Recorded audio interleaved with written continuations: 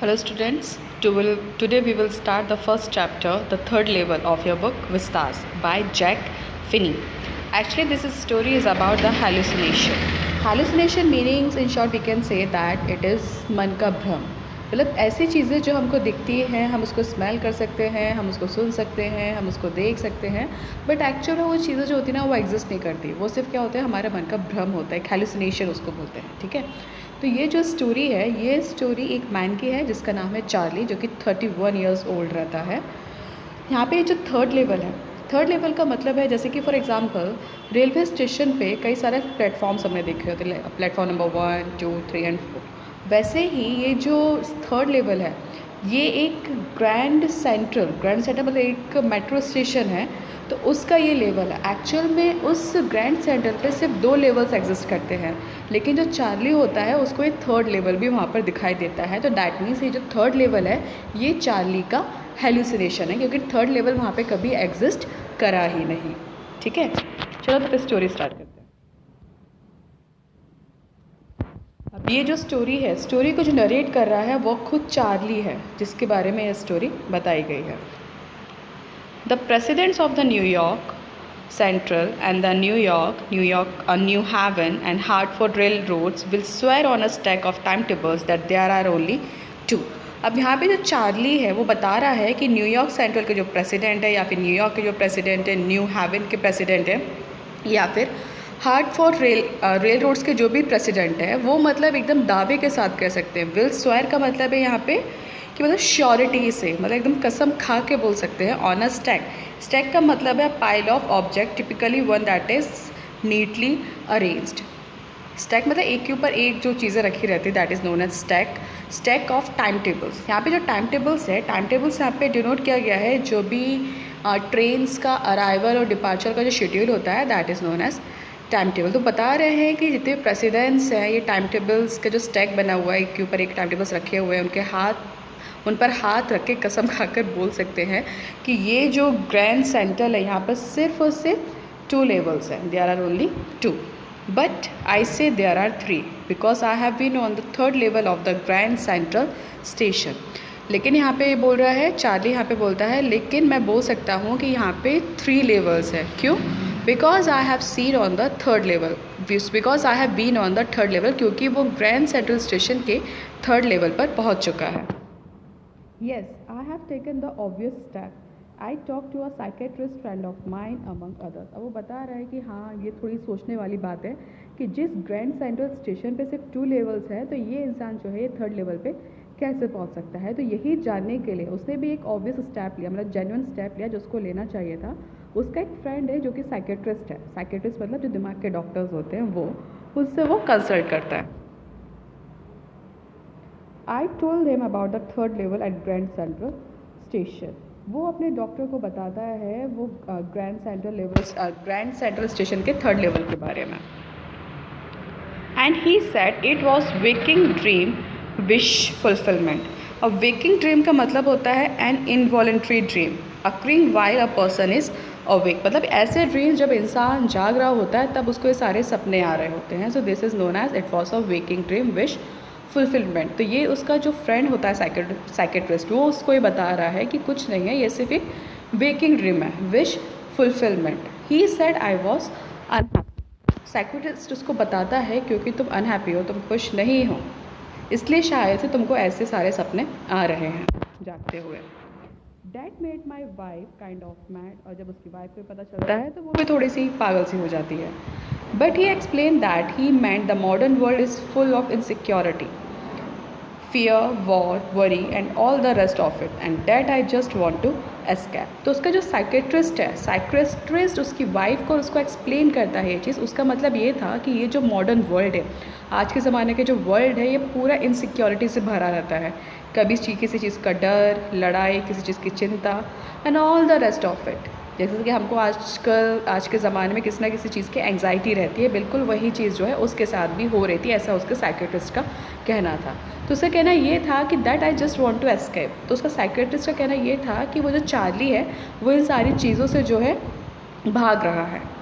Well who doesn't, Everybody I know wants to escape, but they don't wander down into any third level at Grand Central Station. तो यहाँ पे जो Charlie है, Charlie बोल रहा है कि कौन ऐसा होगा जो इन सारी चीज़ों से बाहर नहीं निकलना चाहेगा. Everybody I know wants to escape. जिसको मैं जानता हूँ सब लोग के हाल यही है और सब लोग ये जो दर्द भरी दुनिया है इससे बाहर निकलना चाहते हैं. But they don't wander down into any third level at Grand Central Station. वो बताता है लेकिन जिनको मैं जानता हूँ उनमें से कोई भी पर्सन एक ऐसा नहीं है जो अब तक ग्रैंड सेंट्रल स्टेशन के थर्ड लेवल तक गया हो. But that's the reason he said and my friends all agreed. Everything points to it. They claimed. अब यहाँ पे बोलता है कि हाँ यही एक रीज़न है. वो बोलते हैं and my friends all agreed. Everything points to it, they claimed. My stamp collecting, for example, that's a temporary refugee from reality. Well, maybe, but my grandfather didn't need any refugee from reality. Things are very pretty nice and peaceful. अब यहाँ पे लोग जो है, जो भी उसके friends हैं या फिर उसका जो साइकेट्रिस्ट है उस पर क्लेम कर रहा है. मतलब जो नरेटर है उसको स्टैम्प कलेक्ट करने का शौक़ था. तो वो लोग ये भी क्लेम करते हैं कि मतलब उसको ये आदत जो उसकी ये जो आदत है लोगों को अजीब व गरीब लगती है. तो यहाँ पे जो नरेटर है उसका कहना है कि उसके जो ग्रैंडफादर है उनको भी ये स्टैम्प कलेक्ट करने का शौक़ था. बट उनके साथ जो भी चीज़ें थी that were pretty nice and peaceful. मतलब उनको तो ऐसी कोई प्रॉब्लम नहीं थी तो फिर वो क्यों स्टैम्प कलेक्ट करते थे अपने टाइम पे.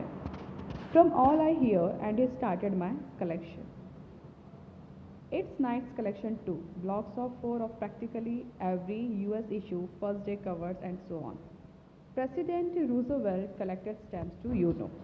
अब वो यहाँ पे सबको कंपेयर कर रहा है कि देखो जो प्रेसिडेंट है वो भी जो स्टैम्प्स है वो कलेक्ट करते रहते हैं. Anyway, here's what happened at Grand Central Station. अब वो बता रहा है, चलो ये सब छोड़ो. अब वो यहाँ पे स्टोरी बताने की कोशिश कर रहा है. यहाँ पे स्टोरी बता रहा है कि एक्चुअल में वो ग्रैंड सेंट्रल स्टेशन के थर्ड लेवल पे पहुँचा कैसे. One night last summer, I worked late at the office. I was in a hurry to get uptown to my apartment, so I decided to take the subway from Grand Central because it's faster than the bus. अब वो एक time की बात बता रहा है, last summer मतलब अभी जो जस्ट समर का टाइम निकला होगा उसकी बात बता रहा है कि एक दिन की बात है कि एक रात में वो काम करते करते ऑफिस में बहुत ज़्यादा लेट हो गया था. So I was in a hurry to get uptown to my apartment. तो वो बहुत जल्दी में था अपने अपार्टमेंट तक पहुंचने के लिए. सो ही डिसाइडेड कि वो सबवे यूज़ करेगा. सबवे मतलब होता है ना अंदर वाला रास्ता ज़मीन के नीचे वाला, that is not a Subway. तो सबवे यूज़ करेगा from grand Central station because it's faster than the bus. वो बता रहा है क्योंकि ये जो रूट है वो बस से भी फास्टर है, मेट्रो का रूट. तो इसलिए वो बस से ना जाके उस दिन उसने डिसाइड किया कि वो सबवे से जाएगा. Now I don't know why this should have happened to me. I just an ordinary guy named Charlie, 31 years old, and I was wearing a tan gabardine suit and a straw hat with a fancy band. अब यहाँ पे Charlie जो है अपने आप से question कर रहे हैं, मुझे नहीं पता कि मेरे साथ ये सब क्यों हुआ. Just because I am just an ordinary guy name Charlie. बोल रहा मैं एक आम आदमी हूँ, मेरा नाम चार्ली है, 31 ईयर्स का हूँ. I was wearing a tan gabardine suit. वो अपने सूट की वैरायटी बता रहा है, मतलब उसका जो मटेरियल समथिंग होगा. Tan gabardine and a straw hat. देखिए इस पिक्चर में दिख रही है उसकी hat, that is a straw hat with a fancy band. यहाँ पे देखो वाइट कलर का जो बैंड लगा हुआ है तो वो उसको फैंसी बैंड कहा गया है. I passed a dozen man who look just like me. अब वो बता रहा है कि वो कई सारे लोगों को पास करते हुए जा रहा था. डज़न का मतलब होता है 12. तो मतलब ऐसे दर्जनों आदमियों को पास करते हुए गया जो लोग बिल्कुल उसी की तरह दिख रहे थे. And I wasn't trying to escape from anything. वो बोला मैं बिल्कुल भी ट्राई नहीं कर रहा था किसी भी चीज़ से भागने की. I just want to get home to Lucia my wife. वो सिर्फ इतना चाहता था कि वो बस अपने घर जल्द से जल्द पहुँच जाए जहाँ पर उसकी वाइफ रहती है. उसकी वाइफ का नाम है Lucia.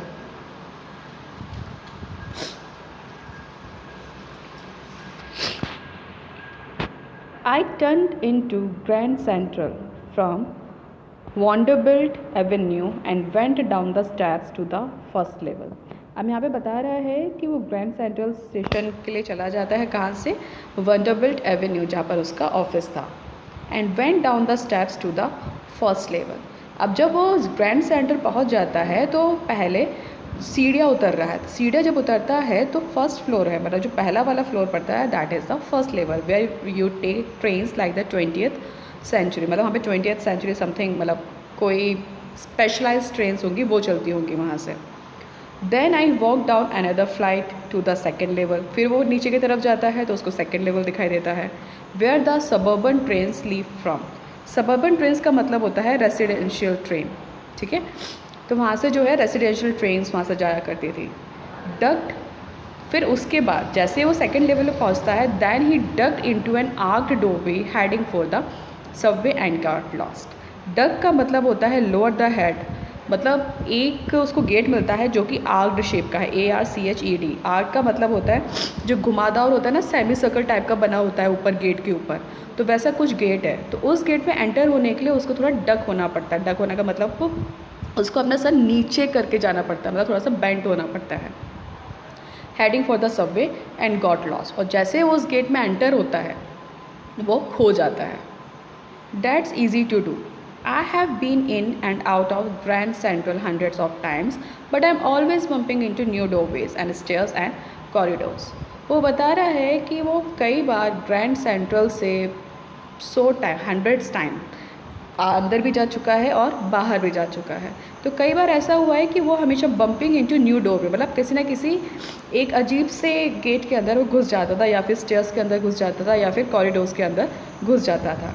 So once I got into a tunnel about a mile long and came out in the lobby of the Roosevelt Hotel.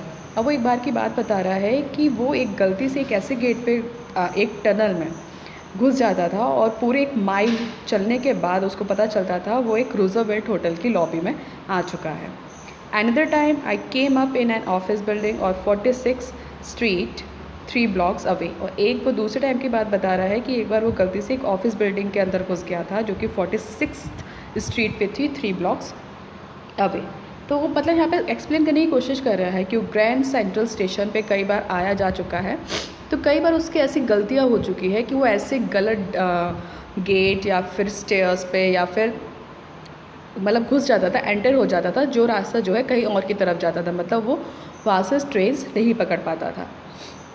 तो एक बार का वो कहाँ चला गया था, एक बार वो रूजवेल्ट होटल की लॉबी में घुस गया था, एक बार गलती से वो ऑफिस की बिल्डिंग में घुस गया था जो कि 46th स्ट्रीट पर located. Sometimes I think Grand Central is growing like a tree, pushing out corridors and staircases like roots. अब वो यहाँ पर सोच रहा है कि कभी-कभी उसको लगता है जो ग्रैंड सेंट्रल स्टेशन है वो एकदम ट्री की तरह एक्सपैंड होता जा रहा है, कि जिसमें नए कॉरिडोर्स, स्टेयरकेस एकदम रूट्स की तरह जो है वो फैलते जा रहे हैं। रूट्स की तरह फैलते जा रहे का मतलब है यहाँ पे जो स्टेयरकेसेस और कॉरिडोर्स है वो वहाँ पर बढ़ते जा रहे हैं, जो उसको नहीं पता होता। There's probably a long tunnel that nobody knows about feeling its way under the city right now, on its way to Times Square and maybe another to Central Park। अब वो यहाँ पे एक और रास्ते की बात कर रहा है कि वो एक बार ऐसे रास्ते पे घुस गया था, एक बड़ी सी टनल थी जो शायद से कोई और नहीं जानता होगा, लेकिन वो जो टनल है उसका रास्ता सीधे सिटी की तरफ जाता है, on it's way two times square. और वो रास्ता कहाँ उसको ले जाता है, टाइम्स स्क्वायर पे। टाइम्स स्क्वायर पता है ना, मतलब जहाँ पे जैसे कि हमारे यहाँ है घंटाघर और वहाँ पे एक स्क्वायर बना हुआ है, स्क्वायर का मतलब होता है चौराहा। So that is known as Times Square and maybe another to Central Park. हो सकता है एक आध टनल ऐसे और होगी जो रास्ता सेंट्रल पार्क की तरफ भी लेकर जाती है। And maybe because for so many people through the years Grand Central has been an exit. लेकिन वो बता रहा है कि लेकिन काफ़ी सारे सालों से जो ग्रैंड सेंट्रल है वो सिर्फ और सिर्फ एक तरीके का एग्जिट है वहाँ से निकलने के लिए, a way of escape. Maybe that's how that tunnel I got into. तो बता रहा है कि अभी जिस टनल में वो घुस गया है तो वो भी एक इसी तरीके की ऐसी टनल हो। But I never told my psychiatrist friend about that idea. वो बता रहा है लेकिन उसने अपनी साइकेट्रिस्ट फ्रेंड को कभी ये सारी बातें नहीं बताई जो उसके साथ पहले हो चुकी थी। उसने अभी सिर्फ प्रेजेंट का बताया। The corridor I was in begin angling left and slanting downwards and I thought that was wrong. अब वो जिस कॉरिडोर में एंटर हो चुका था वो बता रहा था कि वो डायरेक्शन तो लेफ़्ट की तरफ दे रहा था, एंगलिंग लेफ्ट का मतलब है डायरेक्शन वो लेफ़्ट की तरफ दे रहा था, लेकिन वो जो है एकदम स्लैंटिंग डाउनवर्ड्स जो रास्ता था वो स्लाइड्स जैसा नीचे की तरफ जा रहा था। And I thought that was wrong, और उसको समझ में आ रहा था कि वो शायद से कोई गलत रास्ते पे जा रहा है। But I kept on walking, वो बता रहा है, लेकिन वो फिर भी चलता रहा। All I could hear was the empty sound of my own footsteps and I didn't pass a soul. वो बता रहा है कि वो जिस रास्ते को फॉलो करता जा रहा था वहाँ पर सिर्फ और सिर्फ उसको अपने ही फुटस्टेप्स की, मतलब अपने ही कदमों की आवाज़ आ रही थी, और वहाँ पर उसको कोई भी चीज़ सुनाई नहीं दे रही थी। And I didn't pass a soul मतलब उसके आसपास कोई भी और इंसान नहीं था उस टाइम जब वो उस रास्ते को फॉलो कर रहा था।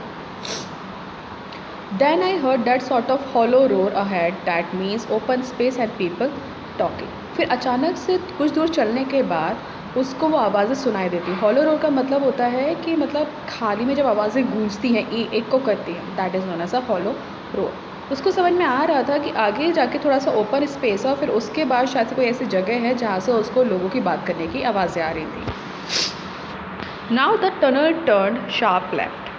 I bent down a short flight of stairs and came out on the third level at Grand Central Station. अब वो यहाँ पे बता रहा है कि शॉर्ट फ्लाइट ऑफ स्टेयर्स में थोड़ी सी स्टेयर्स थी और फिर वो अचानक से ही थर्ड लेवल पे पहुँच जाता है, जो कि ग्रैंड सेंट्रल स्टेशन का थर्ड लेवल था, जो कभी एग्जिस्ट ही नहीं करता। So